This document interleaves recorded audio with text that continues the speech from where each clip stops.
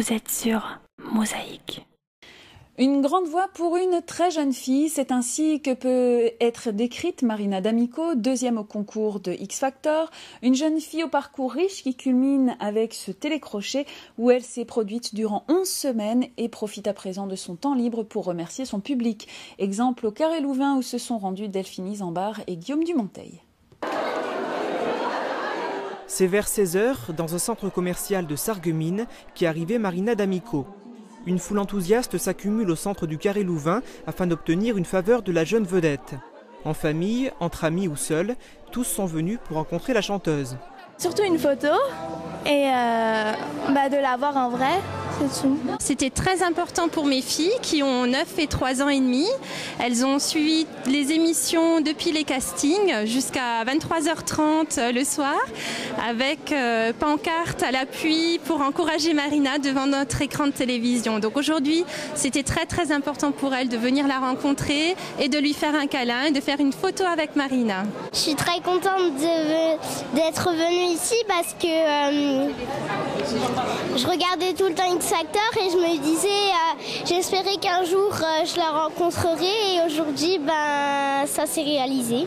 Marina D'Amico s'est prêtée au jeu. Elle a signé des autographes pour le plus grand bonheur de tous pendant 1h15. Un intérêt qui illustre un succès quasi unanime en raison d'une voix d'exception qui lui a valu les compliments de Beyoncé suite à l'interprétation de Crazy in Love réalisée par Marina lors de la finale de X Factor. Je trouve qu'elle chante très bien, et j'aime bien ce qu'elle chante et elle chante très bien. Elle était géniale, moi je pensais qu'elle allait vraiment gagner. J'étais dégoûtée, j'ai pleuré quand elle a perdu et elle méritait vraiment de gagner. Au milieu de la foule se trouvaient des proches de Marina. Ils la soutiennent depuis son plus jeune âge, notamment son père qui la coach. Après avoir fait un tel parcours dans cette émission, je vois qu'aujourd'hui c'est la reconnaissance du public, des gens qui l'aiment. D'autres personnes portent aussi un regard particulier sur cette jeune chanteuse, les membres de Music Dance Connection, une association sarregueminoise spécialisée dans le lancement de jeunes talents. Elle va devenir quelque chose, parce que Marina a beaucoup de talent. Elle est née avec ce talent, je crois. La chanteuse reconnaît volontiers l'importance du soutien de ses proches dans l'éclosion de son talent. Elle a eu l'occasion de le dire au micro de Mosaïque lors de reportages précédents. Grâce à cet appui sans faille et du haut seulement de ses 17 ans, Marina D'Amico a réussi à conquérir tout un public venu en masse au Carré Louvain pour garder un petit souvenir du passage de la jeune chanteuse. Je lui ai donné une carte, elle m'a dit merci beaucoup, je vais prendre le temps de la lire. Elle m'a remercié d'être venue et puis voilà. J'ai eu 3 autographes, un pour ma sœur, un pour moi et un pour ma copine Maëlle. Parce que ma copine Maëlle, elle est aussi très fan de Marina D'Amico, mais elle n'a pas pu venir aujourd'hui, elle était occupée et elle ne pouvait pas venir. Donc j'ai demandé si elle pouvait avoir un autographe et elle en a eu un. Et ceci n'est que le début d'un avenir prometteur pour cette jeune prodige de Tédin. Elle se produira non seulement dans de nombreuses villes françaises, notamment à Metz le 6 août. Son premier single est d'ores et déjà disponible depuis le 2 juillet sur Internet en téléchargement légal. Une reprise de Tombée du ciel de Jacques Higelin. Si c'est plus par intérêt musical que Marina a choisi cette reprise, il n'en reste pas moins que pour nombre de ses fans, elle est tombée du ciel. Et profitant de sa venue à Sarreguemines, Delphine Isambard et Guillaume Dumonteil se sont entretenus avec Marina D'Amico, une rencontre privilégiée avec la chanteuse, l'occasion de revenir sur son expérience à X Factor, son actualité et ses impressions devant sa popularité grandissante. Salut Marina, donc X Factor est à présent terminé. Donc depuis le 28 juin, 11 prime time d'affilée, intense, etc. Qu'est-ce que tu en retiens? Que du bon. Que du bon. Et donc pour moi, c'était une superbe aventure. J'ai appris énormément, autant pour l'interprétation que pour la choré. Donc c'est génial.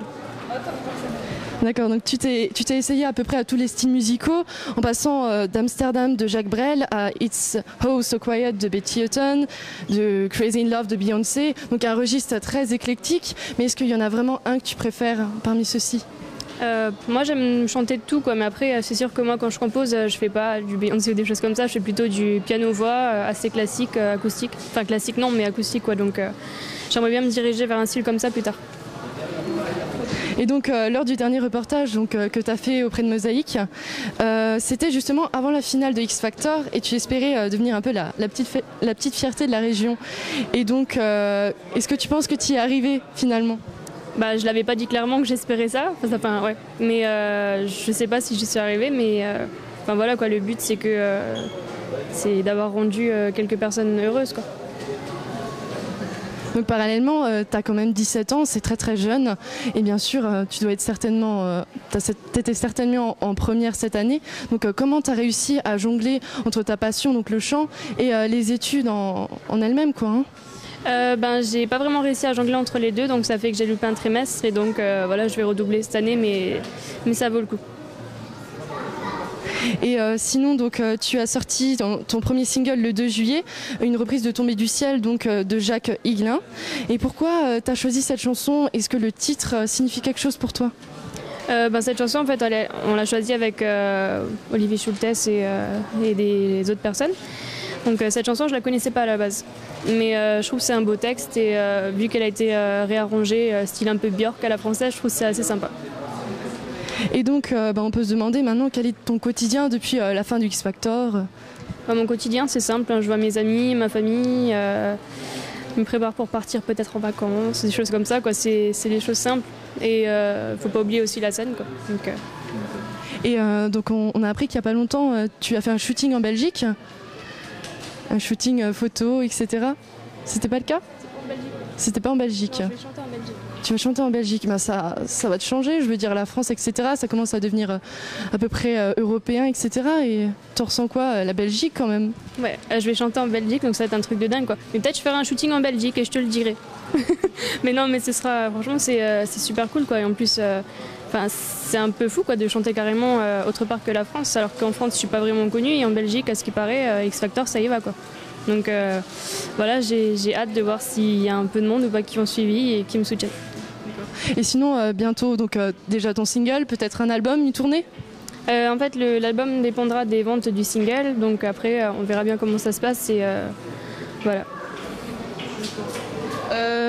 Et sinon, donc après ce résultat à X Factor, donc 11 semaines avec une population en liesse vraiment à chaque fois sur le plateau, tant de personnes qui t'ont suivi, t'as envie de leur dire quoi aujourd'hui? J'ai envie de dire à toutes ces personnes qui m'ont suivi, merci beaucoup, merci énormément et voilà, même merci, je pense que c'est un mot très faible, mais voilà, moi je suis super contente que tout le monde m'ait soutenue et voté pour moi et donc merci.